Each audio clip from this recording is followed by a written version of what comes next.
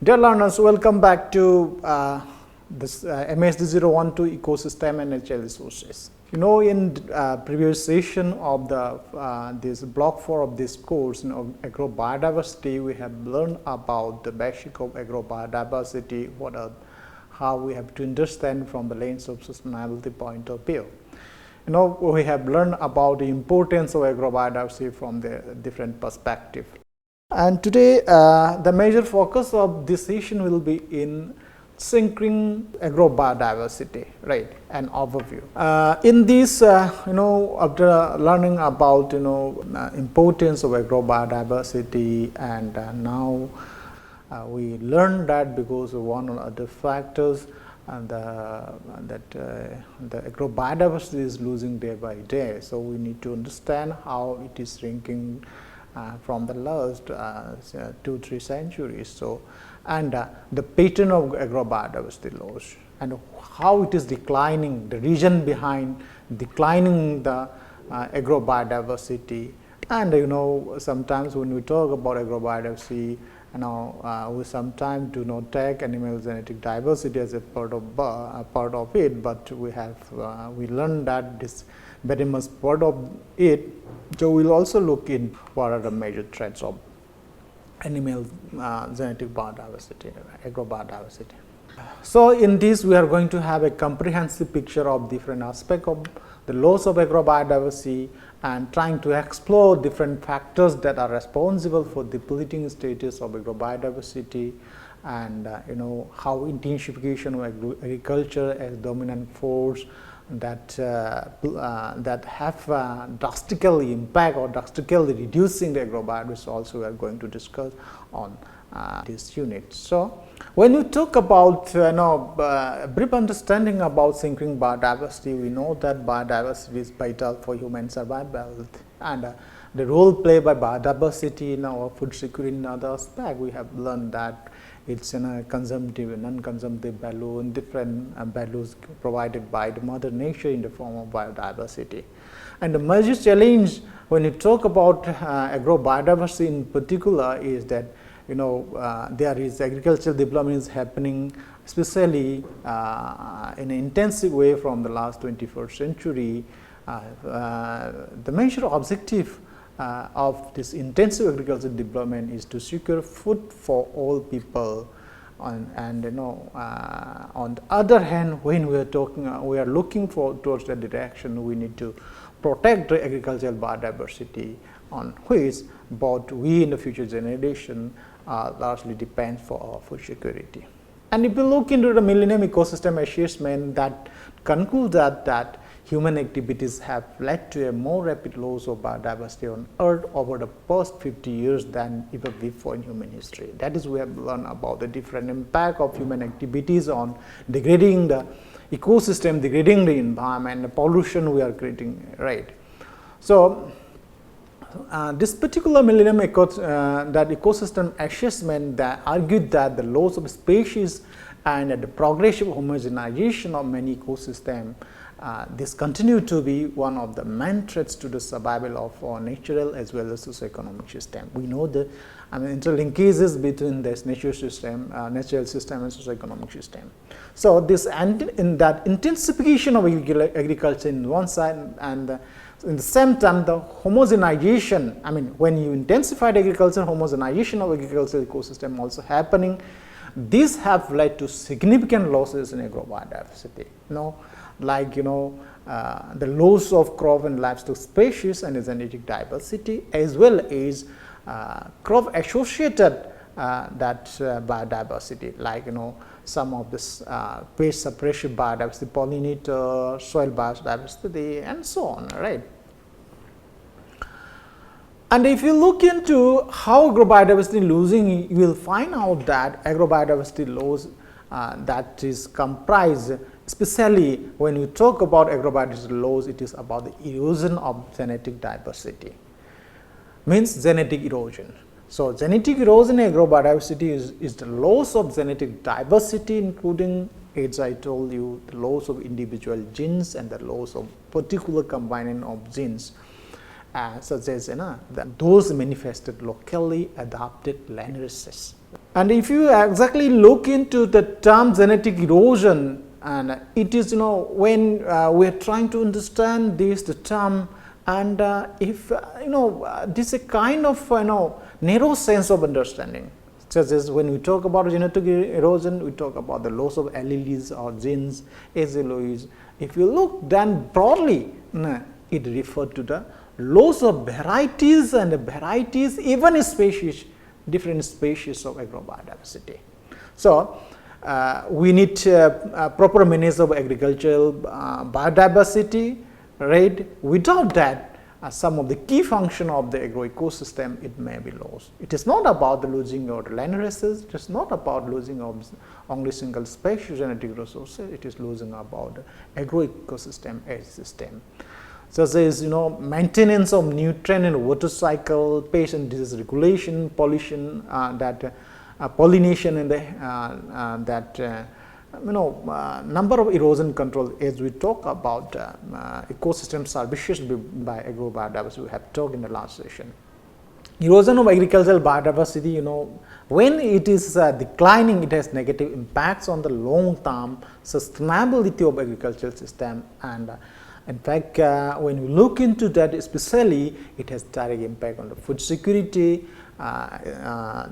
especially on those group of poor people living in marginal lands, right. So, there are a number of factors that are responsible for agrobiodiversity erosion. One of the factors is replacement of local varieties by ISYB or exotic. ISYB means high yielding varieties or exotic varieties, or these are one of such factors. So, a large number of varieties are dramatically reduced when commercial varieties, what we are talking about, that genetically modified organisms, if they are introduced into traditional farming system. That we have learned a number of such kind of issues in your newspaper across the globe. The impact of GMOs, we are talking about GMOs giving food security, but in the same time it has, if you look into the impact, it has a number of under limitation, right. We have to understand that. So, if you look into the different publication by researchers, many researchers across the globe, their belief is that the main problem related to agro ecosystem is the general tendency towards genetic and ecological uniformity imposed by the development of modern agriculture, right. So, the pressure for that ecological uniformity on farmers and breeders are caused by the food industry demand for more and more raw material and its consistency. And in the same time, we know that intensification of agricultural activities is happening, and when there is agricultural intensification and its corollary, the simplify the agricultural landscape, there are also some of the factors that are responsible for the loss and the profound modification of biodiversity, in particular over the last few decades. That is an evidence in front of us across the globe, especially in India also. So, in that process, agricultural areas represent, if you look into that, most of the country, how intensification is happening, you will find out that most of the agricultural areas, they represent a majority of the land area of many countries. This is the fact. So, it holds the key to the conservation of all the remaining borders. Means, when most of the majority of land area of the countries are agricultural areas. So, when we conserve that agricultural area or that agrobiodiversity, that has one of the key approach to that biodiversity. So, there are some innovative biodiversity farming system, and such kind of system can potentially be the high yielding and sustainable, and that support persistence of wild species by limiting adverse effect of agricultural natural habitat. So, such kind of approach needs to be followed. So, adoption of farming practices that utilize and conserve biodiversity, that may be the ultimate improve environmental quality and limit agricultural. The point is we must try to avoid intensification of agriculture in horizontal way, right. When we talk about what are the pattern of agrobiodiversity loss, And if you look very briefly, because as a student of sustainability science, we know that since 1900, more than 75% of plant genetic diversity has been lost as farmers worldwide they have left their multiple local varieties and land races for genetically uniform means high for ISYV varieties. So, point is that when we used to follow that multiple varieties of the cultivation of multiple varieties, now we are looking into a single varieties, that's called monoculture. So, and again if you look, 30% of livestock breeds are at risk of extinction, and if you look accurately that about 6 breeds are losing each month. Today, 75% of world's food is generated from only 12 plants and 5 animal species. That's, you can easily understand all those plants, right? Of the 4% of 250,000 to 300,000 non-individual plant species, only 150 to 200 are used by human. We know from that when we are talking about the last session, in the last previous session about that crops we are growing, 3 major species, rice, maize and the wheat, they contribute nearly 60% of the calories and proteins obtained by human from plants. At the same time, animals provide some 30% of human requirement for food and agriculture, and 12% of the world's population that live almost entirely on product from plants. This is the pattern what we are able to understand from literature review that's conducted by different authors. More than 90% of crop varieties that are disappearing from farmers' field. Half of the breeds of many domestic animals have been lost. This, with the disappearance of these harvested species, varieties and breeds, a wide range of unharvested species are also disappearing with them. For example, now if you look into any of the that land races, you will find out that there are close relation with wild varieties over there. So when you lose the in ecological time, when you lose the keystone species, then many more hidden species also losing. So again, if you look into fisheries, all the world's 17 main fishing ground are now they are being fished at or above sustainable limits, with many fishes population effectively becoming extinct. So, and same time when you look into the loss of forest cover, coastal wetlands or the cultivated areas and the destruction of the aquatic environment, they exacerbate the genetic erosion of agrobiodiversity. So, locally varied food production system, you will see they are threatening because of all this, including the local knowledge. When you there is loss of your food production system in local level, then that also have direct impact to the local knowledge and the culture and skills of the farmer, because when it lose, then other associated activities also losing day by day. So one day it will be extinct, your knowledge will also be extinct from that area. Okay. Of total of 7,616 livestock breed studied by Food and Agricultural Organization, around 20% breeds breeds are classified at risk. This is the magnitude of the pattern of agrobiodiversity loss across the globe. What is the reason behind it? Let us have a quick look into region of decline in agrobiodiversity. We know that throughout the 20th century, decline has accelerated along with increased demands from a growing population and greater competition for natural resources. There are many reasons for decline in this agrobiodiversity. The major factor leading to agrobiodiversity region, if you look into that, those factors are number one, we can say, we must say rapid expansion of industrial and grain revolution. Great. We know that the advantage means industrial expansion and grain revolution, but in the same time it has a limitation, right? This is one of the reason of decline in agrobiodiversity. Then second is globalization of food system and marketing, as we have shown that evidence in front of us. when there is globalization of food system, and its marketing system, then that has direct impact to the local land ratios. Then replacement of traditional variety by improved exotic varieties and species. That is, we know that SYP, GMO, they have threatening direct threats to the local land ratios and local varieties. Then we are continuously clearing our land, means for one or other purpose, and that has sometimes in the name of developing our areas, we are encroaching to the agricultural land also. Then overexploitation of species, because of the importance of species and because of its high demand, we are overexploiting the species.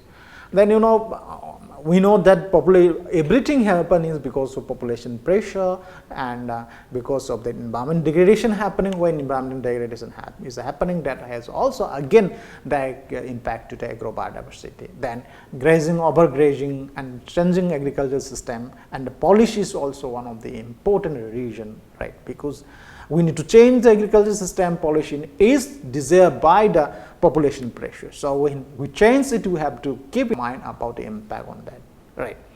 So when you talk about a rapid expansion of industrial and green evolution, we know that it is one of the major driving force that leads to declining crop biodiversity. That include when we have expansion by industrial and green evolution, it have direct impact into the whole system, agricultural system. That includes the process include intensive livestock production happening. When we implement industrial expansion of industry and expansion of green evolution, then we sometimes we follow, in most of the time, when we take an example, fisheries and aquaculture, we do in industrial and a big scale, that has direct impact, right. And if you look, when we talk about green evolution, it is that high yielding varieties, and that if you look from animal point of view, they are high yielding breeds, right. So relative few crop varieties are cultivated in monoculture, and when we follow the green evolution, a limited number of domestic animals and birds or fish are rare, or few aquatic species are cultivated in this, right. This is the reason why there is impact losing that our agrobiodiversity, right. Then coming to how globalization of food system marketing has impacted to our that agrobiodiversity. Extension of industrial patenting and other intellectual property system to living organism, that has led to the widespread cultivation and the rearing of fewer varieties in the breeds. Because of this, it results in a more uniform way than less diverse but more competitive global market. So as a consequence, there have been changes in farmers and consumers' perceptions, preference, living condition, then marginalization of a small scale diverse food production system that conserve farmers' varieties of crops and breeds of domestic animals. There is reducing integration of livestock in arable production, which reduces the diversity of uses of for which livestock are needed, right. So because of that, then it reduces use of nurture fisheries technique that conserve and develop aquatic biodiversity. Then again, when you talk about, when we understand that there is a replacement of local varieties by improved or exotic varieties and species, then we will see that has direct impact on that genetic resources of traditionally or locally available varieties, as we call varieties with the farmers. So when we implement such kind of, we replace that local varieties by improved exotic varieties and species, what happen? That genetic erosion is happening by replacing those or that land ratios with the newer varieties. So genes and gene complex, which are found in many forms varieties, are not contained in modern varieties, right. So that has direct impact to that agricultural system. Well, no, if you look into some of the report that is published by Food and Agriculture Organization in 1996, that states that some indicators of genetic erosion have been developed. Few systematical studies of genetic erosion of crop genetic diversity have been made, but in its report, nearly all countries, on that report it also reflected that nearly all countries, they confirm genetic erosion is taking place, and that is a serious problem. The point is that when we talk about genetic erosion, it is not a question of for a country or for 2-3 countries, it is across the world. Then let us look into, we have understand about that especially plant and agrobiodiversity. Let us look into especially with special focus on what are the threats to genetic diversity, animal genetic diversity. Based on FAO's Global Data Bank for Animal Genetic Resources for Food and Agriculture, now in that report, then the number of they have identified or they have listed more than 7,616 livestock breeds, right, is as a resources for food and agriculture. So, as far as when you talk about these livestock breeds are concerned, around 20% of reported breeds are classified as risks. Of even greater concern is that during the last more than 10 years, 62 breeds became extinct, amounting to the loss of almost one breed per month. So, if you look into that also, that is only picture of some of the countries which we have closely studied, right. So, the breed inventory, particularly survey of population size and structure at breed level, are inadequate. Point is that when we are restricted to some country, our study is very limited to some region. When we have this much percentage of magnitude, we will see what we can, how much magnitude will be if we are properly study in a global scale in proper planning. So, right. So, some of the threats that is identified to genetic diversity, marginalization of traditional production system. This is one of the most significant threats, and the associated local breeds. That now, when we talk about this marginalization of traditional production system and the associated local breeds, when it happens, there is the rapid spread of intensive livestock production at large scale and utilizing a narrow range of breeds, right. So that automatically has a direct impact in breeds, okay, local breeds. Again, if you look into the global production of meat, milk and eggs, then it's increasingly based on limited number of high output breeds. And that is one of the reasons we are focusing on all those breeds only, because all those new breeds, they have highly profitable, and that they scale up very easily in industrial production system. So, the intensification process has been driven by this rising demand for animal product, and it's also facilitated by the ease with which genetic material production and production technology inputs moving around one group another. Okay. So, intensification industrialization that have contributed to raising the output of livestock production and to feeding the growing human population. However, we can take some policy measures to minimize the potential loss of the global public goods embodied in animal genetic resource diversity. So, acute threats such as major diseases like epidemics and disasters of various kinds, they are also a major concern to that have direct threats to this genetic diversity. For example, sometimes we are facing the swine flu, bird flu, etc., that have geographically concentrated at breed population. So, threat of such kind that cannot be eliminated, but their impacts can be mitigated. So, preparedness is essential in when you talk in this context as an ad hoc action. It has happened improve the system, right. So, here you will see the factors affecting global agrobiodiversity loss in this figure, which is adapted from Brown et al. You will see here what are the causes of agrobiodiversity loss. We will see here genetic resource substitution under investment in sustainable agro-system. We have when population growth, there is market failure, intervention failure, global appropriation failure of those agrobiodiversity. So, when you look into that, that have we need to change the policy for agrobiodiversity for sustainable use. So, when we talk about the agrobiodiversity contributions, we need to tag policy and legal framework that influence that conservation of biodiversity in general and agrobiodiversity in particular. So, some of the hidden government subsidies also can be promoted, that also, for example, when we introduce from breed varieties, government used to give subsidies that often promoted development of large scale production at the expense of the smaller system that relies local genetic resources.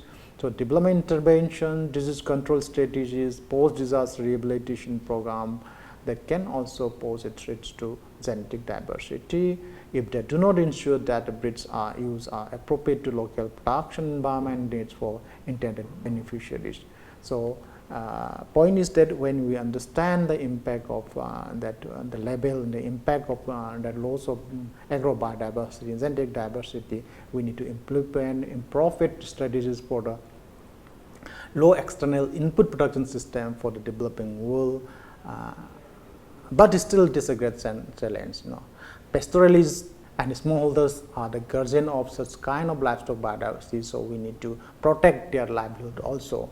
So, their capacity to continue this role means those smallholder farmer pastoralists may need to be supported by ensuring sufficient access to grazing land and needs to observe. If I summarize here, what we have discussed today's session is, we talk about brief about strengthening agrobiodiversity, pattern of agrobiodiversity loss in brief, since we are studying from the lens of sustainability science, we are not looking in details about that, the region of decline in agrobiodiversity and the major threats to animatic diversity, and also we have discussed causes of agrobiodiversity loss and how to tackle all these.